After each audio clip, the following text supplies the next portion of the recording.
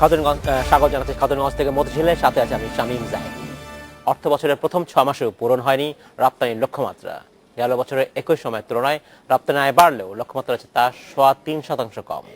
Brexit এবং যুক্তরাষ্ট্রের রাজনৈতিক পরিবর্তনের ক্ষেত্রে প্রভাব ফেলেছে বলে বলছেন পোশাক রপ্তানিকারকেরা।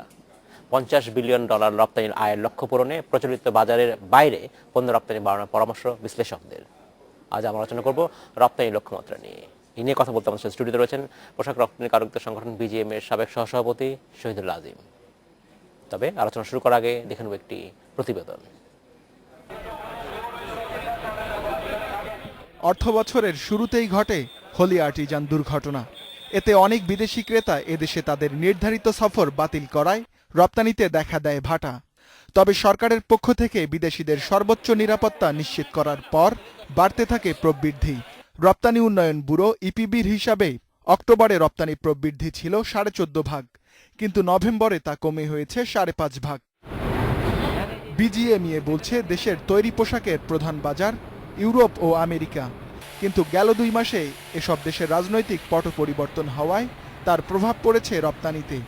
জ্বালানি সংকটের কারণে নতুন পোশাক কারখানা উৎপাদনে না আসাও কারণ বলছে সংগঠনটি। জ্বালানির মধ্যে বিদ্যুৎ বলছে যে সরকার বিদ্যুৎ উৎপাদন করছে, কিন্তু বিদ্যুৎ কিন্তু আমরা লাইনটা ওরকম পাচ্ছি না। কারণ হলো ডিস্ট্রিবিউশন অ্যান্ড ট্রান্সমিশন লাইনটা বিদ্যুতের উৎপাদনের পাশাপাশি যে পেসে একত্রে করা উচিত ছিল সেটা করা হয়। ইপিবির তথ্যে আরও দেখা গেছে অর্থ বছরের প্রথম 5 মাসেই রপ্তানিতে প্রবৃদ্ধি 6.5%-এর কম। তবে 2021 সাল নাগাদ পোশাক রপ্তানি $50 বিলিয়ন নিতে প্রতি বছর প্রবৃদ্ধি 11.5 করে অর্জন করতে হবে। এক্ষেত্রে নতুন বাজার তৈরির কোনো বিকল্প নেই বলে মনে করে বেসরকারি গবেষণা প্রতিষ্ঠান সিপিডি। দক্ষিণ বাণিজ্যের যে সুবিধাগুলো, বিশেষত চীনের বাজার, ভারতের বাজার, দুটো মিলে প্রায় $2000 বিলিয়ন উপরে তারা আমদানি করে থাকে। এই জায়গাগুলোতে আমাদের অনেক সুযোগ আছে। রেডিমেড গার্মেন্টসেরও ভেতরেও সুযোগ আছে, তার বাইরেও। লক্ষ্য অর্জনের শিল্পে গ্যাস সরবরাহ ও যোগাযোগ। শুরু করছি আলোচনা। জনাব শহীদুল আজিম, আপনাকে স্বাগত জানাচ্ছি অনুষ্ঠানে। কেমন আছেন? ধন্যবাদ। আমরা আলোচনা করছি পোশাক খাতের রপ্তানি নিয়ে। আমরা বলছি যে গত 6 মাসের যে রপ্তানি করা হয়েছে তার লক্ষ্যমাত্রা হচ্ছে 3% কম। বিষয়টা এই কারণে আসলে একটু চিন্তার বিষয় এই জন্যই যে আমরা যখন ঠিক করছি 2021 সালের মধ্যে বাংলাদেশের রপ্তানি আয় আমরা $50 বিলিয়ন করতে চাই, অর্থাৎ প্রতি বছর অন্তত 10% হারে বৃদ্ধি করতে হবে আমাদের এক্সপোর্ট। সেক্ষেত্রে এই লক্ষ্যমাত্রা হচ্ছে 3% ঘাটতি কতটা শঙ্কার বিষয় হতে পারে বলে আপনার মনে হয়? আপনাকে ধন্যবাদ। প্রথমে বলতে চাই যে আমাদের লক্ষ্যমাত্রা দেওয়া হয়েছে এই বছরে $30 বিলিয়ন। জি, সেখানে $30 বিলিয়ন আমি যদি অ্যাচিভ করতে হয় প্রতি মাসে আমাকে 8% আমাকে প্রবৃদ্ধি হতে হবে। সেখানে দেখা গেল গত 6 মাসে আমাদের 4.37% প্রবৃদ্ধি হয়েছে। তো অলমোস্ট আমরা প্রায় 3.5%-এর মতো আমি কম আছে। তো আমি বলবো যে WTO ওয়ার্ল্ড ট্রেড অর্গানাইজেশনের তাদের তথ্য অনুযায়ী সামগ্রিকভাবে বিশ্ব বাজারে 7.9% বাজারটা সংকুচিত হয়ে এসছে। এবং সেখানে $480 বিলিয়ন একটা মার্কেট এখন $435 বিলিয়ন আসছে। সেখানে বাংলাদেশের শেয়ার মাত্র 5.9%, ওয়ারাজ আপনি চায়না আছে 13.5%। তো সামগ্রিকভাবে বিশ্ব বাজারে বাজার সংকুচিত হওয়ার কারণে আমাদের প্রবৃদ্ধি কমেছে। তারপরে আমি আবার বলবো যে এখানে ব্রেক্সিটের প্রভাব আছে, এখানে ইউরোপে মন্দাভাব আছে। মার্কিন যুক্তরাষ্ট্র আমাদের লার্জেস্ট সিঙ্গেল কান্ট্রি মার্কেট। সেখানে দেখা যাচ্ছে যে নতুন নির্বাচনের জন্য, পটভূমি পরিবর্তনের জন্য, বাণিজ্য নীতি কি হবে এই জন্য সবাই ধীরে চলো গতিতে এগোচ্ছে। এসব কারণে আমাদের এক্সপোর্ট কমে আসছে, যেটা আমাদের লক্ষ্যমাত্রা আমরা পৌঁছাতে পারছি না। আমাদের 3.5% অলরেডি আমরা পিছিয়ে আছি। সেই যদি হয় তাহলে কি আপনার কি মনে হয় যে আমরা সঠিক পথে নেই? আর যদি সঠিক পথে নিতে হয় সেক্ষেত্রে এক ধরনের পরামর্শ হচ্ছে, যারা বিশ্লেষক তারা বলছেন, অর্থনীতিরা বলছেন যে আমাদের নতুন বাজার খুঁজতে হবে। এই নতুন বাজারটা আসলে কি, এবং সেখানে কি আমার এক্সপোর্ট, নতুন বাজার হলে কি আমার এক্সপোর্টের প্রবৃদ্ধি বাড়বে নাকি আরো বাড়তি কিছু করতে হবে? আমরা সঠিক পথে নেই, এই সঙ্গে আমি দ্বিমত পোষণ করি। কেন আমাদের ওয়ার্ল্ডে যেগুলো বড় মার্কেট আছে সবগুলোর সঙ্গে আমরা কাজ করি।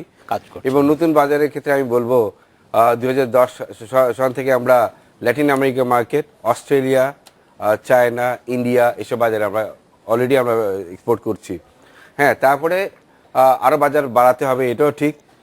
যেমন চায়নায় 138 বিলিয়ন ডলারের একটা রেডি মার্কেট আছে চায়নায়। সেখানে যদি আমরা 2-3% আমরা যদি নিতে পারি তাহলে আমাদের 2-3 বিলিয়ন ডলার ব্যবসা বেড়ে যাবে। জি। তো এইসব আমাদের মাথায় নিতে হবে এবং চায়না মার্কেটে আমাদের ঢুকতে হলে আমাদের নিজেদেরকে প্রস্তুত করতে হবে। চায়না মার্কেটে শীত প্রধান দেশ, সেখানে কিন্তু এই হালকা পোশাক চেয়ে বেশি ভারী পোশাক চলে। গরমের পোশাক প্রয়োজন। জি, সেখানে স্যুট, আমি বলবো লং ওভার, পুল ওভার এসব বেশি চলে। তো ওই হিসাবে আমাদেরকে ওয়েল ইকুইপ করতে হবে প্রথমে এফসি বাজারটা ধরতে হলে। আচ্ছা। তো এখন দেখা যাচ্ছে যে চায়না বা পরে ভারতে একটা বাজার আছে, ভারতীয় বাজার, সেখানে ভারতে কিন্তু আমরা এক্সপোর্ট হচ্ছে আশানুরূপভাবে না হলেও ভারত এক্সপোর্ট হচ্ছে। বাজার বাড়ানো বড় কথা না, বড় কথা হলো আমাদের দেশে আমি এখানে দুটা ভাগ করতে চাই। একটা হলো আন্তর্জাতিকভাবে আমরা একটু পিছিয়ে পড়ছি, আর আরেকটা ভাব হচ্ছে লোকাল কিছু প্রবলেম আছে আমাদের সমস্যা। আমরা জানেন যে প্রাইম মুভার একটা স্ট্রাইক হয়েছিল, অস্ট্রেলিয়ায় শ্রমিক আন্দোলন ছিল, আমাদের গ্যাসের চাপ খুব কম ছিল, প্রায় 15 দিন কোনো লোড কম ছিল গাজীপুর এলাকাটা, যেখানে সবচেয়ে বেশি আমাদের এক্সপোর্ট হয়। তো এই সামগ্রিকভাবে বলবো যে আমরা এখন আমাদের প্রবৃদ্ধির চেয়ে আমাদের আকাঙ্ক্ষিত বাজারের চেয়ে লক্ষ্যমাত্রা চেয়ে পিছিয়ে পড়ে গেছি। মার্কিন যুক্তরাষ্ট্রের নতুন প্রশাসন আসছে জানুয়ারির 20 তারিখে। এই ক্ষেত্রে অনেকেই যারা এক্সপোর্ট করছেন তারা, আপনিও বলছিলেন যে তারা একটু থমকে আছে যে কি হতে পারে, সেখানে কি ধরনের বাণিজ্য নীতির কোনো পরিবর্তন আসতে পারে কিনা, হোলসেল কোনো পরিবর্তন আসতে পারে কিনা, তার জন্য হয়তো অপেক্ষা করছেন। এই অপেক্ষা থেকে আসলে আমাদের ক্ষতি হবে, নাকি আপনার কি মনে হয় যে সেখানে বড় কোনো নীতিগত পরিবর্তন আসবে কি? না, সেখানে অপেক্ষাটা ঠিক আমাদের তরফ থেকে না, সে তাদের ব্যবসায়ী যারা আছে, ইম্পোর্টার আছে, তারাই একটু ধীরে গতিতে চলছে, আচ্ছা, পর্যবেক্ষণ করছে। তো আমার মনে হয় সহসাই যে আমাদের বাজার বেশি খুব উন্নতি হবে আমি এই ব্যাপারে বলতে পারি না, কেননা 2-3 মাস আরও এভাবে দেখা যাবে। আবার এখানে ব্রেক্সিটের একটা প্রভাব আছে, যেখানে মুদ্রা অবমূল্যায়নের জন্য তাদের বাজারে ইম্পোর্ট কমে গেছে, তারা কম কিনছে তারা। তো তারপরে ইউরোপে একটা মন্দা ভাব আছে। সব মিলিয়ে আমি বলবো যে সামগ্রিকভাবে আমরা এখন একটু ব্যাকফুটে আছি। যেটা আমাদের আশা ছিল যে আমরা প্রায় 10-11% আমাদের প্রবৃদ্ধি হবে, সেখানে আমরা পিছিয়ে আছি। তো এইভাবে প্রবৃদ্ধি চললে আমাদের 2021-এ আমাদের একটা $60 বিলিয়ন এক্সপোর্টে একটা টোটাল টার্গেট ছিল, যেখানে আমাদের পোশাক খাতে থেকে আপনার $50 বিলিয়ন কন্ট্রিবিউট করার কথা। তো $50 বিলিয়ন কন্ট্রিবিউট করতে হলে প্রতি মাসে আমাকে 12% প্রবৃদ্ধি হতে হবে। আচ্ছা। তো সেই জায়গায় প্রবৃদ্ধি কিন্তু আমাদের কমে আসে, প্রায় 4.5% চলে আসছে। তারপরে আমি আশাবাদী, আমি বলবো না যে এটাই শেষ, কেননা 1 মাসের আপনার পরিসংখ্যান নিয়ে সারা বছর পরিসংখ্যান করতে পারবেন না। গত লাস্ট 6 মাসে আমাদের কিছু কমছে, আবার আমি আশা করি আবার পরবর্তী যেগুলো সময় আসবে হয়তো আস্তে আস্তে কিছু বাড়বে, বাট আমি বলবো না একটা আশানুরূপ কিছু এটা বাড়বে। এটা যদি হয়, আপনি বলছেন যে ব্রেক্সিটের আরেকটি প্রভাব রয়েছে, যে যেটা হচ্ছে যে যখন ব্রেক্সিট থেকে ফর্মালি মানে অফিসিয়ালি বের হয়ে আসবে যুক্তরাজ্য, তখন ইউ কান্ট্রি হিসেবে যে জিরো ট্যারিফ সুবিধা বাংলাদেশ পেত, সেই সুবিধা কি তখন তো নাও থাকতে পারে, বা এই বিষয়ে কি আলোচনা যুক্তরাজ্য সরকারের সাথে এখনই করা হচ্ছে বা হওয়া উচিত কিনা? ব্রেক্সিট থেকে যদি ইউএ থেকে ব্রিটেন যে বেরিয়ে যায়, হ্যাঁ অবশ্যই তাদের আমরা ধরে নিচ্ছি বেরিয়ে যাবে, এখন কিছু ফর্মালিটি রয়েছে, তখন দেখা যাবে তাদের একটা নিজস্ব নীতি হবে, নীতিমালা তৈরি হবে। ইউরোপ আমাদের ব্রিটেন আমাদের একটা বড় বাজার, বড় মার্কেট, যেখানে আমরা $3 বিলিয়ন বেশি এক্সপোর্ট করি। তো সেখানে আমাদের অবশ্যই আপাতত এখন খুবই একটা অনিশ্চয়তার ভিতরে আমরা আছি, সেই ইম্পোর্টটা তাদের হচ্ছে না এখন। তারা তাদের দরপতনের জন্য স্টক মার্কেট, মূল্যস্ফীতি, কর্মসংস্থান সব দিক দিয়ে কিন্তু তারা পিছিয়ে পড়েছে। এই প্রভাবটা অবশ্যই আমাদের এক্সপোর্টের ক্ষেত্রে পড়ছে, এই জন্য সে বাজারে আমাদের এক্সপোর্ট অনেক কমে গেছে। পাশাপাশি বলবো, দেখেন টার্কিতে আমার ডিউটি ছিল 17% তাদের টার্কি সেফগার্ডের জন্য, সেটা এখন 25% নাকি এবছর বাড়ানো হয়েছে। 17 + 25%, প্রায় 42% তাদের যদি ট্যাক্স হয়ে যায়।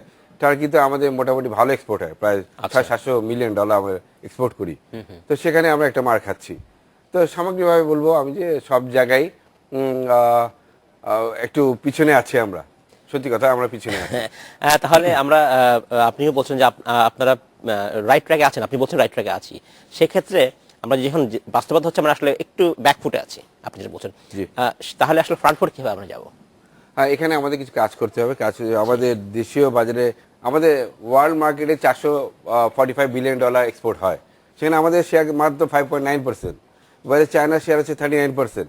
আমরা যদি আমাদের দিকে একটু ভালোভাবে অবকাঠামো দিক বলেন, আমাদের এক্সপোর্টের রাস্তাঘাট, এটা অবকাঠামো আমরা যদি আরও উন্নত করতে পারি এবং আমাদের যেখানে লুফলগুলো আছে জ্বালানি খাতে, যেখানে দেখা যায় অনেক সময় ডিস্ট্রিবিউশনটা ঠিক প্রপার হয় না, এটা সরকারকে এখন চিন্তা করতে হবে অগ্রাধিকার ভিত্তিতে কোথায় তারা অগ্রাধিকার ভিত্তিতে গ্যাসগুলো দিবে।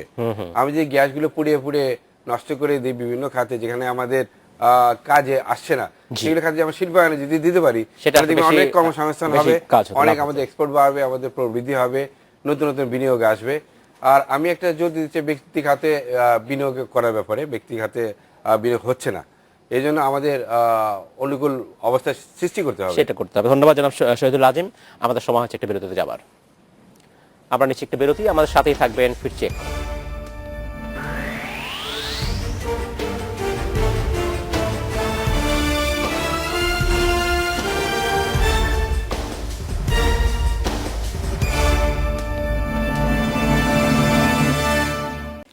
স্বাগত একবার খাতুনগঞ্জ থেকে মধুশীলা। আজ আমরা আলোচনা করছি রপ্তানি লক্ষ্যমাত্রা নিয়ে। এ নিয়ে কথা বলতে আমাদের স্টুডিওতে রয়েছেন পোশাক রপ্তানিকারকদের সংগঠন বিজিএম এর সাবেক সহসভাপতি শহীদুল আজিম। জনাব আজিম, আপনাকে স্বাগত জানাচ্ছি আরেকবার। আমরা বিরতিতে আবার কথা বলছিলাম এবং আমরা আমাদের আলোচনা আমরা খুঁজবার চেষ্টা করছিলাম কিভাবে আসলে বাংলাদেশের রপ্তানি আরো বৃদ্ধি করা যায়। আপনি বলছেন যে এর একটা বড় একটা কারণ হচ্ছে যে আমাদের উৎপাদন ব্যয় যেন বেড়ে না যায় সেদিকে লক্ষ্য রাখতে হবে। এটার সাথে অবকাঠামোর সম্পর্ক রয়েছে, আপনি যেটা বলছিলেন সেটা। অবকাঠামো তো দুর্বল আমরা জানি, আর কি কারণে আসলে আমাদের উৎপাদন ব্যয় বাড়ছে? আমাদেরকে এখানে কাজ করতে হবে, কিন্তু সরকারের অনেক ভূমিকা আছে এই সেক্টর টিকিয়ে রাখার জন্য বা এই সেক্টর প্রবৃদ্ধি বাড়ানোর জন্য সরকারকে কাজ করতে হবে। আমাদের প্রতিযোগী যেগুলো দেশ আছে সেগুলির সঙ্গে আমাদের প্রতিযোগিতা টিকে থাকতে হবে। এখানে দেখেন উৎপাদন খরচ আমাদের 2013-14 চেয়ে 2015-16-তে 70% উৎপাদন খরচ বেড়ে গেছে। তো আমি যদি এই কম্পিটিশনে যে টিকতে না পারি, অন্যান্য দেশ যারা আছে তারা তো সে অর্ডার আমাদের দেশে আসবে না, সেটা স্বভাবত কারণে আমাদের অন্যান্য দেশে চলে যাবে। যে ভারত তাদের একটা নীতি নিয়েছে, তারা দেখতে চায় পৃথিবীতে নাম্বার 1 এক্সপোর্টার হিসাবে। তারা কিন্তু কাজে কলমে কথাবার্তা কিন্তু তাদের কিন্তু সেইভাবেই তারা চলছে। আমি বলবো যে ভারতে এক্সপোর্টে এগেছে মুদ্রা অবমূল্যায়নের জন্য তাদের এক্সপোর্ট আর্নিং বেড়ে গেছে, আমাদের কিন্তু অতি মূল্যায়নের জন্য আর্নিং কমে গেছে। আমি 82 টাকা ডলারে গেছে, যেটা পেতে এখন পাচ্ছি আমি 78 টাকা। তো $1 লাখ আমি এক্সপোর্ট করলে $4 লাখ টাকা আমি কম পাচ্ছি। একটা ফ্যাক্টরিতে, এটা মিডিয়াম শ্রেণীর ফ্যাক্টরি তো মাসে $1 মিলিয়ন এক্সপোর্ট হয়। $1 মিলিয়ন এক্সপোর্ট হলে আমরা 30-40 লক্ষ টাকা কম পাচ্ছি। আর এখানে যদি উৎপাদন খরচ বেড়ে যায় তাহলে কিন্তু আমরা হারিয়ে যাব। উৎপাদন খরচ বাড়ানোর ব্যাপারে, গ্যাসের ব্যাপারে যেটা আমি শুনছি যে গ্যাসের দাম বাড়বে, এটা একেবারেই আমি বলবো অন্তর্ঘাতমূলক হবে বাড়লে এখন, কেননা আমাদের আগে বিশ্ববাজারে টিকতে হবে এবং আমাদের এমনি প্রবৃদ্ধি কমে গেছে। সেখানে যদি আমরা আরো প্রবৃদ্ধি কমাই, কিন্তু আমাদের কিন্তু সোর্স বাংলাদেশে একটাই, এক্সপোর্ট আর্নিং হয় আমাদের এই সেক্টর থেকে। আচ্ছা, আমাদের পরবর্তী যে সেক্টর আছে সেখানে আমি $30 বিলিয়ন এক্সপোর্ট করে, তারা করে $1 বিলিয়ন। তো আপনি গ্যাপটা দেখেন কত বড় গ্যাপ।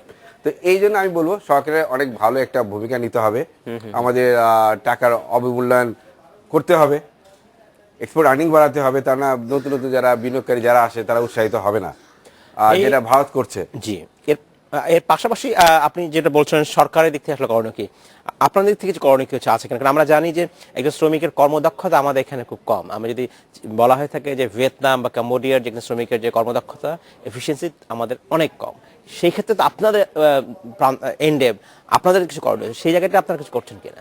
হ্যাঁ, মানব সম্পদ উন্নয়ন, দক্ষ শ্রমিক অবশ্যই আমাদের দরকার। এই জন্য আমাদের সরকার এবং বিজিএমই কয়েকটা প্রকল্প অলরেডি আছে, আমরা কাজ করছি। অনেকগুলো ফ্যাক্টরিতে ইন হাউস ট্রেনিং দেওয়া হয়, সেটা একেবারে প্রতুল না। আমি বলবো এটা এই ব্যাপারে আরো অনেক কিছু বাড়াতে হবে। যখন আমাদের দেশ মধ্যে দেশে যাবে, যখন G+ এর প্রশ্ন আসবে, তাদের কিন্তু 17টা পর্যবেক্ষণ আছে। আমাদের G+ কেন দিবে? আমাদের এখানে আমাদের মানব সম্পদ উন্নয়ন করতে হবে, অবগত উন্নয়ন করতে হবে, আমাদের সুশাসন, অনেকগুলো পয়েন্ট আছে যেগুলো আমাদের এখন থেকেই করতে হবে। আমরা সেই বসে থাকি যে যখন দিবে তখন দেখবো, তাহলে কিন্তু মুশকিল হবে। আমি এই জন্য বারবার বলি যে এটা আমাদের একটা হোমওয়ার্কটা এখনই করা উচিত, যে অবকাঠামোগত উন্নত। আপনি দেখেন আমাদের চট্টগ্রাম পোর্টে যে অবস্থা, আমরা ইচ্ছা করলে কিন্তু এখন এই কাজগুলো করতে পারি। আমার 5-7 বছর আমার হাতে সময় আছে, হোমওয়ার্ক যদি আমরা করতে পারি দেখবেন যে আমার তখন আমার কোনো অসুবিধা হবে না। আমরা মাল্টিফাইবার এগ্রিমেন্ট যখন ছিল 2004 সনে, তারপরে ভাবছিলাম যে কোটা হয়ে গেলে আমাদের দেশেই ব্যবসা শেষ হয়ে যাবে, আমরা কিন্তু ঘুরে দাঁড়িয়েছি। হ্যাঁ, এখন থেকে যদি তখন থেকে প্ল্যানিং ছিল, বড় বড় ফ্যাক্টরি এগিয়ে এসছে, অন্যান্য মার্কেট ধরেছি, বাজার ধরেছি, আমরা সেই ইউএস এর মধ্যে বেশ করে ছিলাম না, সেই জন্য আমরা কিন্তু ঘুরে দাঁড়াতে পেরেছি। এখন আমাদের সেই হোমওয়ার্কগুলো করার সময় এসছে। এখন আমার মনে হয় সরকারের দিকে দৃষ্টি দিবেন। আপনি বলছিলেন যে জিএসপি প্লাসের ব্যাপারে বাংলাদেশের নজর দেওয়া উচিত, অর্থাৎ যখন বাংলাদেশ এলডিসি স্ট্যাটাস পরিত্যাগ করবে তখন শুল্কমুক্ত সুবিধার জন্য বা শুল্ক সুবিধা পাওয়ার জন্য জিএসপি প্লাস খুব দরকার বাংলাদেশে। কিন্তু অনেকেই বলছেন, অনেক বিশ্লেষক বলছেন যে এই মুহূর্তে জিএসপি প্লাস নিয়ে আমাদের খুব একটা বিচলিত হওয়ার কারণ নেই, কারণ এটা এখনো 5-7 বছর রয়েছে যেটা আসছে। কিন্তু আপনার কি মনে হয় এটা কি এখন করা উচিত না করা উচিত না? আমার ধারণা ভিন্ন। আচ্ছা আমি কিন্তু পরীক্ষার দিনে পড়ে গিয়ে পরীক্ষা দিতে রাজি না, আমি আগে থেকে প্রিপেয়ার হতে যেতে চাই। আচ্ছা, সুতরাং আমি এটা আলটিমেটলি হবেই, 5-7 বছর পরে হবে। তখন আমাদের এখন যদি আমরা প্রস্তুত থাকতে পারি তখন সেই ধাক্কাটা সামলাতে পারবো আমরা।